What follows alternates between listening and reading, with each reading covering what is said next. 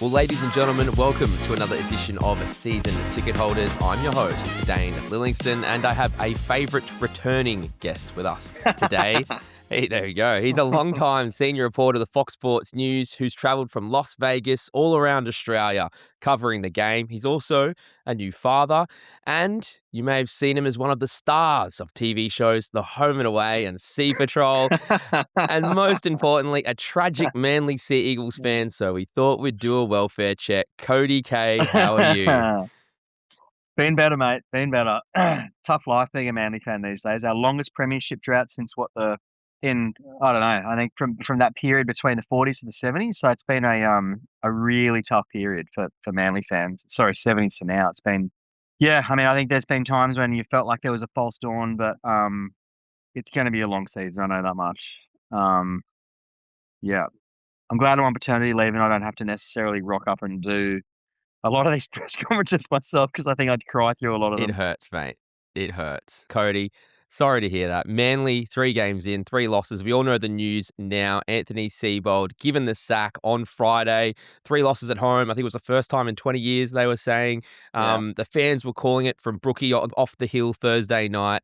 And, you know, despite DCE as well coming back, booed with every touch of the ball. Decisions obviously made. News broke Friday night. It was all a bit of a shock, mate. You just tell me where you were, when you found out, and just all your initial feelings when you heard the news.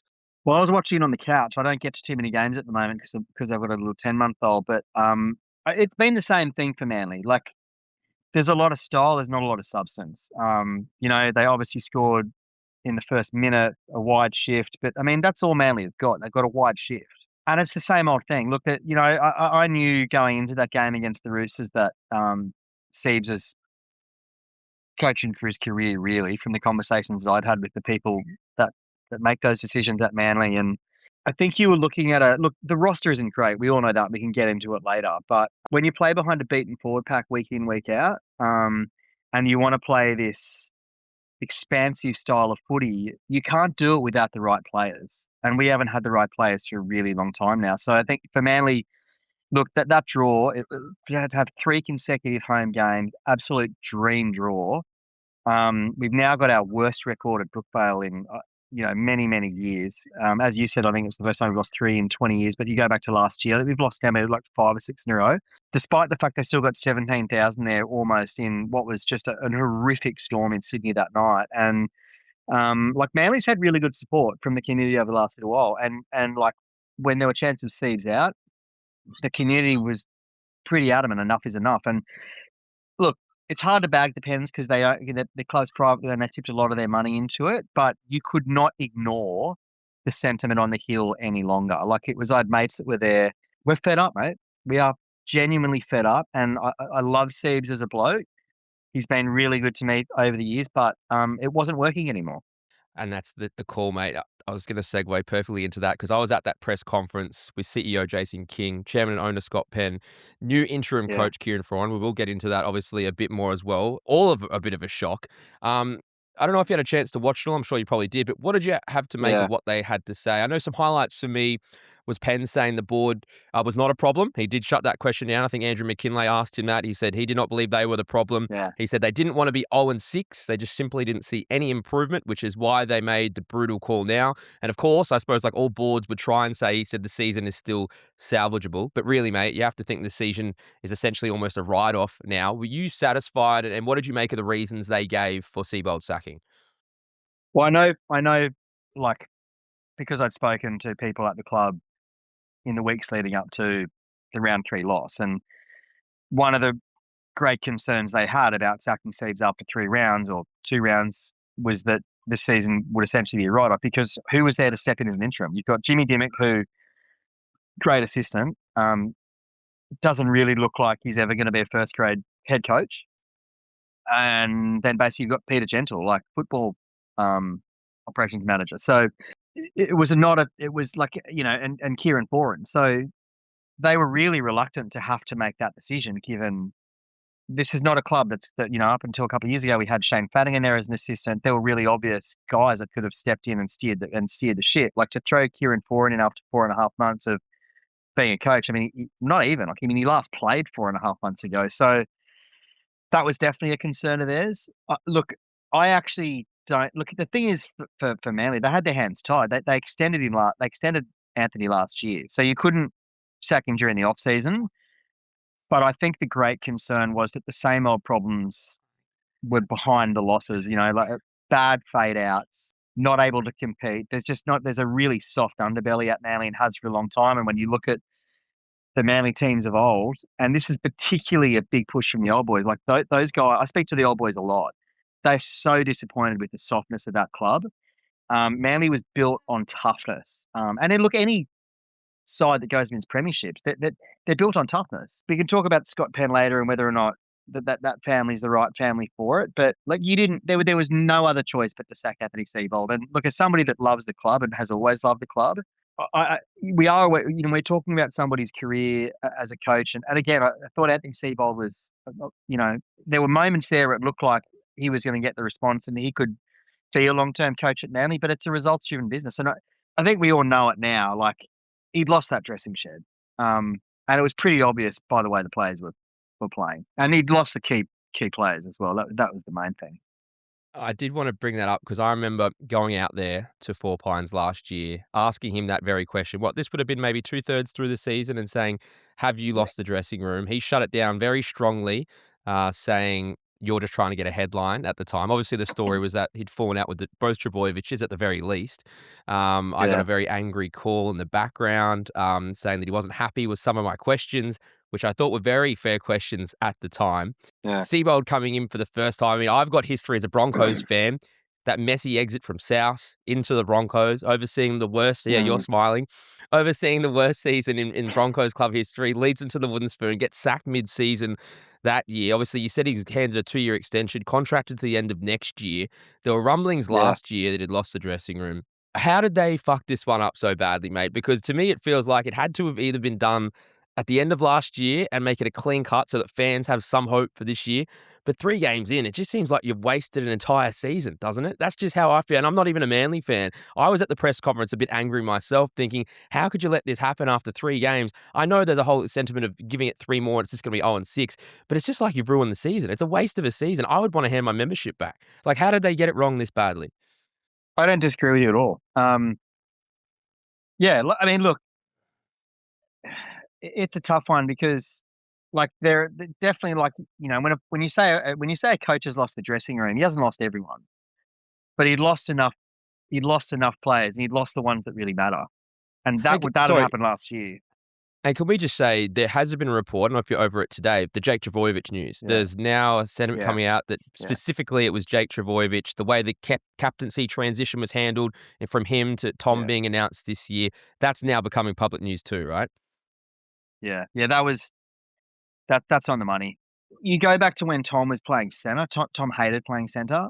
Tom did it because he loves the club, but then the way Jake found out that he was not captain of the club, the article, I think Neil Breen wrote that article in the SMH. That's on the money. It wasn't communicated to Jake in a way that he felt was respectful. And once that happens, once you lose.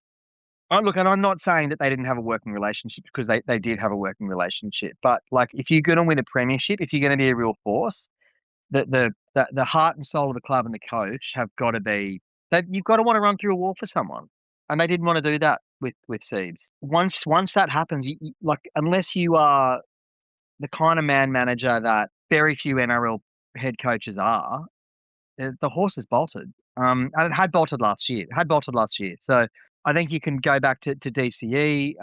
It was probably a real, and to be honest, that I thought was one of the real tests for Anthony, whether or not he could galvanise a playing group that was once again split over, like, the players at that club hated what Daly did. It was always going to be a real test of his Anthony Seibold, the kind of, like, does he have the character or the ability to get these guys to tune out all that stuff and play together? And they missed the finals yet again. Our best result is a 7th, and again under Steves, and again I got a lot of time for him as a bloke. But if you're not winning games at a club that has won premierships every year, every decade since the 70s, and we're in our longest premiership drought, and we look further away from it now than when Steves started, and the roster is his roster, and it sucks, a lot of it. What are you supposed to do? Like, I mean, they gave Steves enough rope or enough of a runway is a better way of wording it to make this team into something. And 0-3 is unacceptable when there's 3 games at home. It's just unacceptable. And people at Manly knew, like the hierarchy knew what the rumblings were coming out of the dressing shed. And look, Tony Mestrov, now former CEO, was a really good friend of Anthony, so Anthony had a lot of support there. I think once Mezzi moved on, Siebes really needed results more than ever. And the nature of those losses, I can't hide from them, mate. That to me looked like a side that was disinterested, disengaged. Manly used to run out there like they were playing with baseball bats. When was the last time you could say that about a Manly side? Not You the like to last 3 or 4 years. you like to run around with baseball bats, don't you, Cody? Only the blow-up ones like Hudson Young in Vegas. They were trying to get you. Mate, and I'm sure DCE, there must have been a little smile inside. I'm sure there's something little there on Thursday night, the way he was Yeah. able. They booed him with every touch of the ball. Some sort of weird Shakespearean poetic justice that he comes back, gets the job done, and a day later, Seibold gets the sack. I mean, that's a crazy sort of 24 hours, isn't it? It was Jesus. almost 12 months to the day since he went on Channel 9 and said he was leaving too. So I heard 100% footy hasn't been a say good that. 12 months. Crazy. Yeah. It was almost on Has the been a rough anniversary. 12 months. Incredible. Now, mate, we touched on Scott Penn, and the question was put to him, are you guys the problem? We've seen reports about the Yeah. salary cap, them being $1 million under. There's obviously been a few medical retirements, which hasn't helped. There's news stories as well that there's been offers to buy the club in the past 12 months. Is it time for a Yeah. clean out in that back room? That's a tough one. Look, I'm really reluctant to criticise a privately owned club that is funded by owners that are putting their own money into the club. I'm really reluctant to do that. We all know that the league's club has been, like, financially has offered no assistance to the club since like the early 2000s when Max Delmage took over, I think 2004. So what I will say is that the cost cutting that's gone on over the last, really during the off season since those medical retirements the Pens are absolutely loaded. This is a family that's worth tens of millions of dollars, if not hundreds. And the cutting and the penny pinching is petty. And if you want to own a football club and you want to have this shiny toy, why are you prepared to run it in a way that isn't completely functional? Like if you're going to put all this money into the club, make it a powerhouse.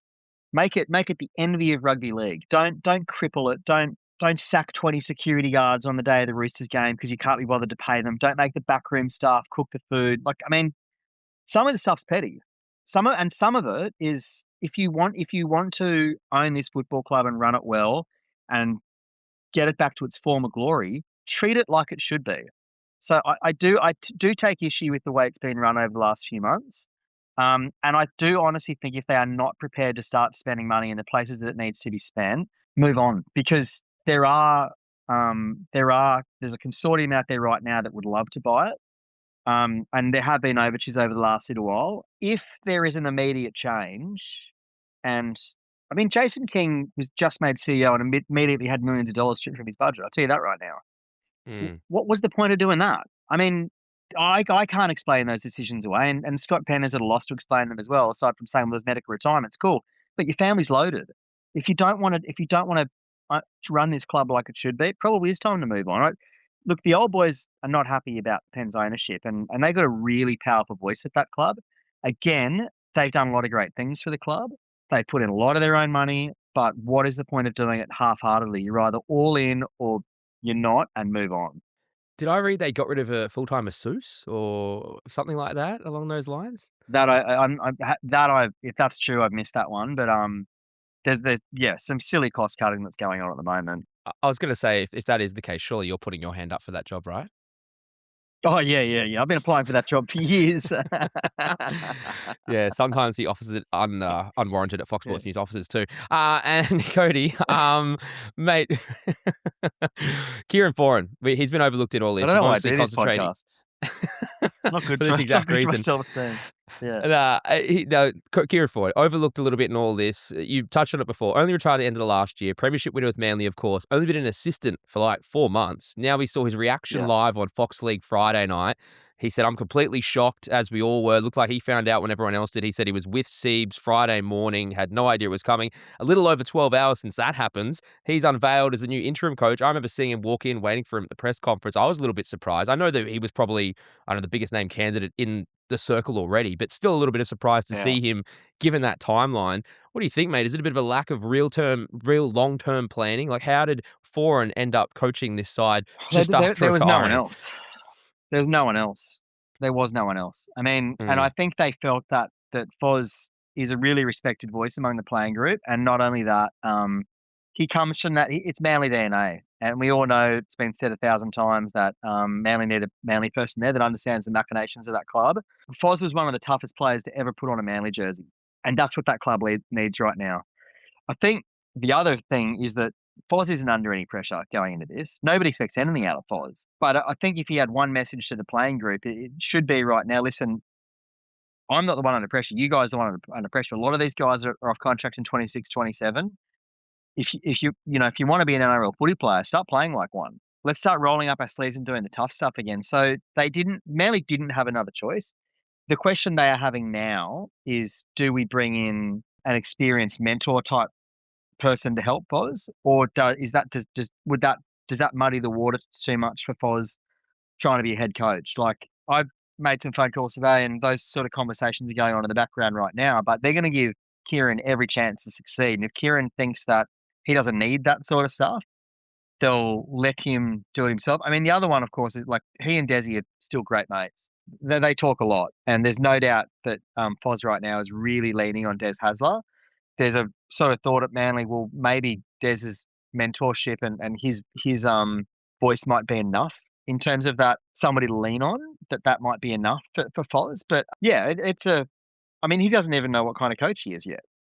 And I tell you the other thing, they are genuinely considering, if he can get a result out of them, they genuinely will consider making him a head coach, which is the other interesting thing. Like how long before Manly want to jump and sign somebody? And from the conversations I had, they're not in any particular rush. Like, it'd be easy to say, well, we missed out on Willie Peters, anointed as the next great one.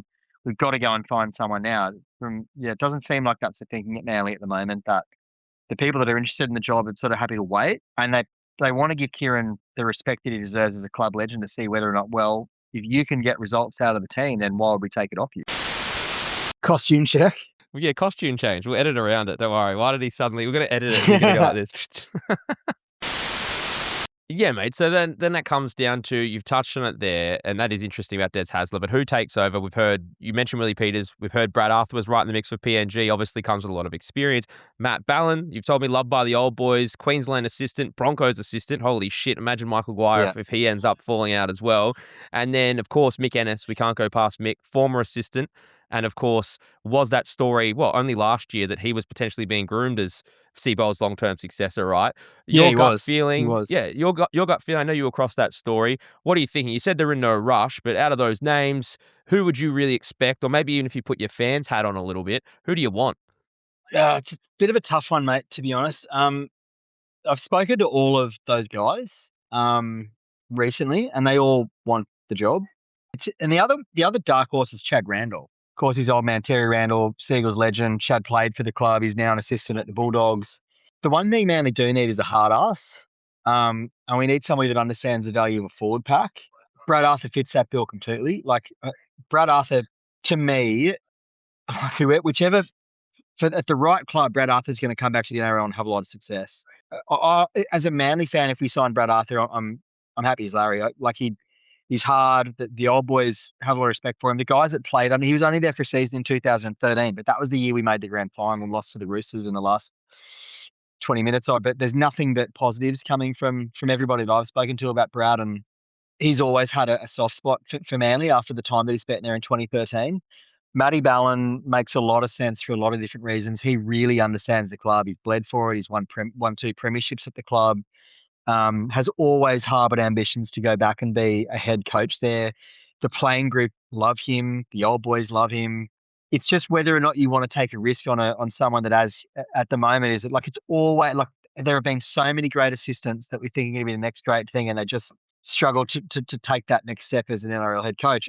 If it was Matty Ballin, I'd also be delighted because I think he really understands the club. And I don't think there's any doubt that, I mean, look, Scott Penn said it the other day, we've been in 20 grand finals. The only ones we've ever won were those that had former Manly players as coaches.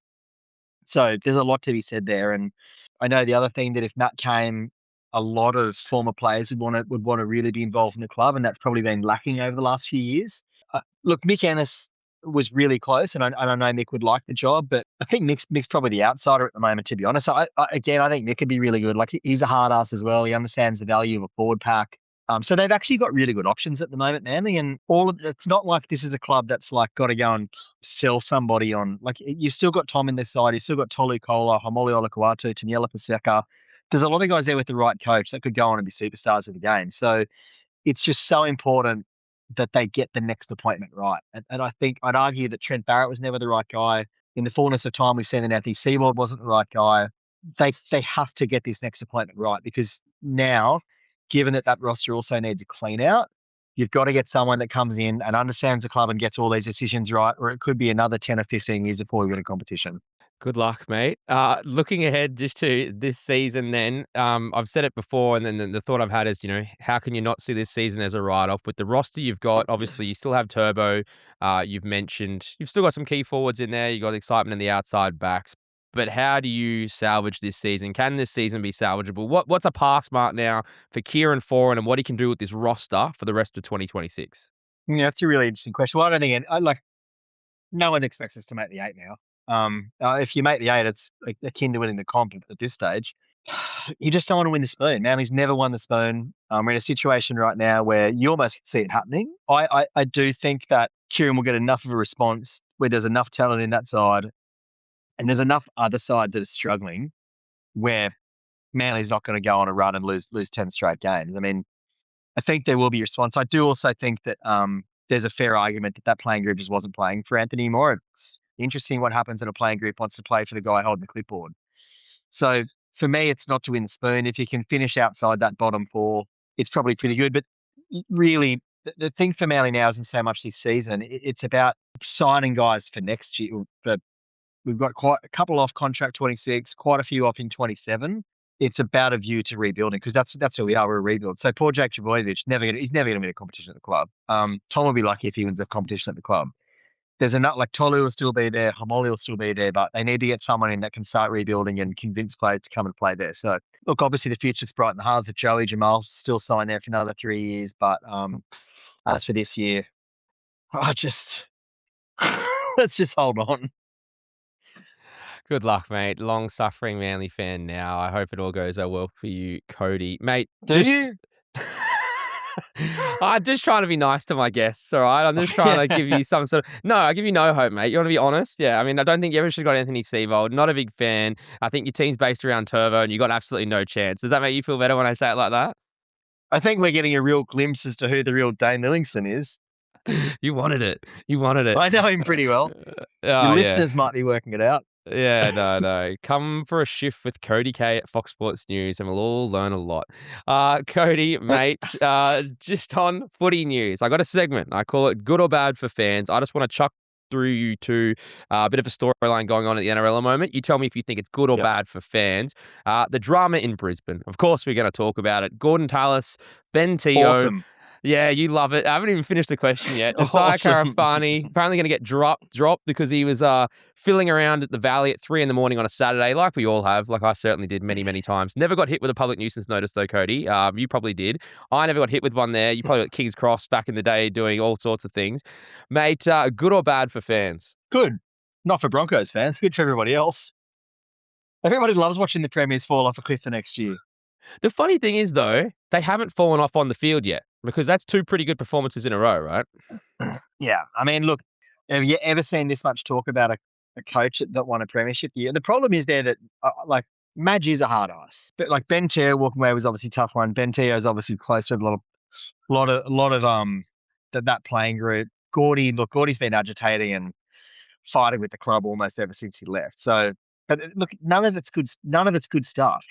It's really hard to win a competition with when this stuff goes on in the background. So it's a fascinating watch, and there's no doubt about it. That team is so talented. How do they really respond with Payne moving on? There are a lot of questions around Brisbane. They're going to be it's going to be fascinating to watch how it unfolds throughout the season. Because what do you think? Like, do you think you go back to back? I'm sure you feel less confident about it now than you did 4 or 5 months ago. I mean, yeah, when you've still got Payne Haas and, a coach who hasn't under this type of pressure, I mean, obviously heading into the season, every Premier thinks they're going to go back to back, right? That the bookies think that, the fan base thinks that, most of the other NRL teams probably think that as well. And after those first two games, holy shit, of course, we thought no chance in hell. They obviously come back into that performance against Melbourne when I thought there was a real fear that he get 50 put on them. And then they come back in the Battle of Brisbane. They also have back-to-back Queensland teams just to give them a bit of a softball for the next month of the competition. But mate, if back end of the season though, if they lose 4, 5, 6 in a row, just like they sort of did mid last year, holy shit, man! And then I don't think Well, Payne Haas Manly hammered him at one point at Brookvale, and that was when last year. That was when questions started to really get asked of Brisbane. But man, if one team can go on a run, it is the Broncos. 100%. I'm not writing off they can't go back to back, but it is going to be interesting to see whether they can keep that off-field stuff off field. That is going to be the big thing, right? Because if they can manage to separate that, and that's going to be the big question, one to watch heading into the rest of the year. Mate, the Penrith Panthers, just when we thought the dynasty was ending, they show everyone why they started it again. Early premiership favourites. They've conceded 30 points, I believe, in 4 games. They leaked a few more against Parramatta, but holy shit, man. Premiership favourites again. Is that good or bad for fans? That is an interesting question. It's good for Penrith fans. But like you do kind of have to sit back and marvel, don't you? Like when you consider the players they've lost over the years, like Ivan Cleary as a coach, like this has been extraordinary the way he's been able to revitalize that side. And like one of the great metrics for coaching should be like what players become when they go to your club. How many like players that are maybe a 6 or 7 out of 10 at other clubs are an 8 or 9 every week at Penrith? And that's what Craig Bellamy's been doing forever, but no one's done it better than Ivan Cleary over the last 4 or 5 years. And look, somebody's got to set the benchmark. But people are definitely. I'm sure people that aren't Penrith fans are getting sick of watching him win. But it's on every club to try and match him, to try and beat him somehow. Like it's almost impossible. Like we are watching a generational talent in Nathan. Like you're talking about one of the greatest halfbacks now of all time. Like we are. He may not have ever fully delivered an Origin yet, but if you put Nathan Cleary at Manly, who knows? Maybe we're winning a few comps. He tells jokes as well. Good guy, mate. If he's gone anywhere, he's gone to PNG, mate. He's not going to Manly, that's for sure. He was on Hello Sport the other day, and they asked him if he'd go to Manly, and his response was not encouraging. I mean, no one's going to go to Manly, Cody. Look, I think it's sort of good for fans, but I'd like to see a Broncos Panthers grand final rematch. Let's do that, mate. The Tigers being back, maybe. Good or bad for fans? So good. Great. Awesome. Everybody wants the Tigers to do well. Like, there's only so long you can be a whipping boy. I honestly think, I remember when the Tigers won in 05 and everybody, if your team wasn't in that grand final, if you weren't a Cowboys fan, you were right in the Tigers. And the rugby league loves an underdog story and it's their time. Like I've got so many friends that are Tigers fans, and I genuinely feel sorry for them. Like what a tough ride that's been over the last, since inception, really. I mean, the stars aligned in 05. They haven't played in a final series since 2011. What do they win? 3 consecutive wooden spoons. Yep. It's awesome to see the Tigers do well. And funny thing is, win, lose or draw, they've been interesting to watch over the last 2 years because you just never know what you're going to get. But I personally would love to see the Tigers be a force again. I really not at the expense of 2 points against Manly, but against every other team, sure. Mate, they've got a fun roster too. I mean, Jerome Luai, the former Panther boys, I like what they do, and Benji seems to have maybe come into his own a little bit. Again, maybe like a similar trajectory of your Kieran Foran a tiny bit, maybe thrown in a lot earlier than we thought, but he's stood on his own feet at the moment. Whether he likes the media or not, another question. Mate, the struggling... yes, we all know. Prickly Benji. And yeah, I got to say, over in New Zealand against the Wars, I mean, undefeated to get that job. And they didn't just do it. It was 32-14. Against comprehensive. Dude, in New Zealand, I mean, they were flying high. And that must have screwed up. If you tip them, you do not watch footy, for sure. But now we maybe need to take him for real, man. The struggling Dragons. What can Shane Flanagan do to turn this side around, mate? 0-4, plenty of noise around his son. I was out there last week at Wollongong. He should have shut it all down. But the struggling Dragons, mate, good or bad for fans? Look, they're another one, aren't they? A little bit like the Tigers. Like they've been in the wilderness since 2010, really, since they won the comp. Like they've just been. So I mean, okay, that's not entirely true. When Gareth Widdop was there, what was it? There was that 16-17 season, I think it was, maybe 18, where it looked like they could really go and do something. But Shane Flanagan's under a lot of pressure. Like he keeps picking Cole, and a lot of people don't think Cole's a first grader. It's really hard when you keep picking your son. It's really hard when you're coaching your son if their name isn't Nathan Cleary. So I don't know how. I mean, look, I'll tell you one thing. Shane's a hell of a coach, but man, if you're a Dragons fan, you're like, where's the light at the end of the tunnel? I mean, Damien Cook's old, Clint Gutherson's old. Then like you got to pay $1 million to get Keaon Klamatungi to come to the club. They're in that stage now where they've got to pay massive overs to get someone to come there, and all of a sudden now Flano is probably in this position where if he doesn't stay after to get wins, the pressure's going to build very, very quickly. So they're almost a bit of dare I say this at the cost of Dragons fans coming for me, but they're a bit of a nothing club at the moment, aren't they? Mate, I agree. I mean, it's not very early on. You see the Spoon Bowl in round 4, but that's exactly what it was on Sunday night between the Titans and Dragons. Totally. 22-14. I mean, they were both at the bottom of the table. Now the Dragons are there by themselves after being obviously 0-4 to start the season.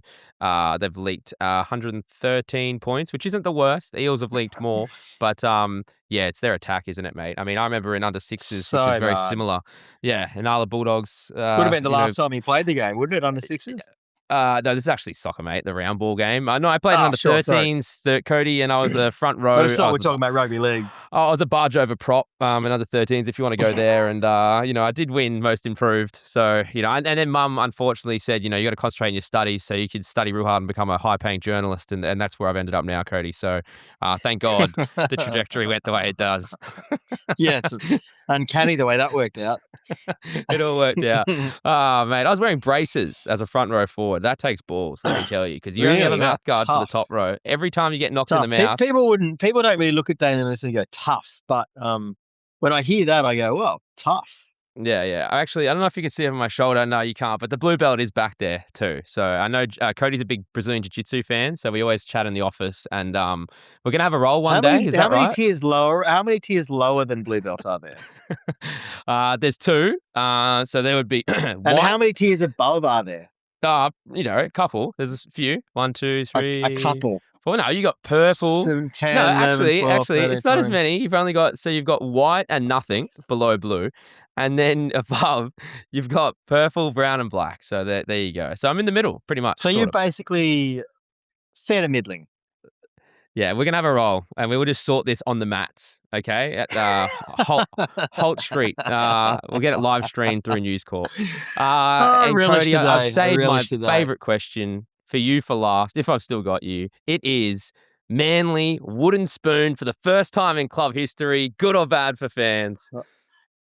Awful. No, rugby league loses if that happens. It's good. It's good. That's a good. Every other person except the Manly fan will say great because everyone should get the wooden spoon, Cody. The Broncos had their turn a little while ago, thanks to Anthony Seibold. It would only make sense if Anthony Seibold. No, it would only make sense if Seives gave you the wooden spoon too. It's fair. He does it to both clubs, and I think he just gets out of here and wooden spoon. Let me tell you something. We will never, ever win a wooden spoon. Clip it up. Ever. We'll win multiple premierships before that happens. I'm going to clip this up right now, preview the episode that's spoken by Cody Kaye from Fox Sports News, and they will win the wooden spoon this year. We're going to replay this clip at the end of the year, Cody, and thank you very much for giving me that soundbite. And, mate, love to see what you've all done. I can't wait to put that up now. Mate, thank you. And he's even, and if you haven't watched this on... You will look like such an idiot when we make the 8. No. This is going to look brilliant. And if you weren't watching, ladies and gentlemen, Cody does have the buttons untucked. So if any ladies out there, if you want to watch it on YouTube, please go and watch the video version of this podcast. It's sight to behold. I'll give it to it. I think this is the Cody, last time I do it. I get nothing out of this. I just get bullied.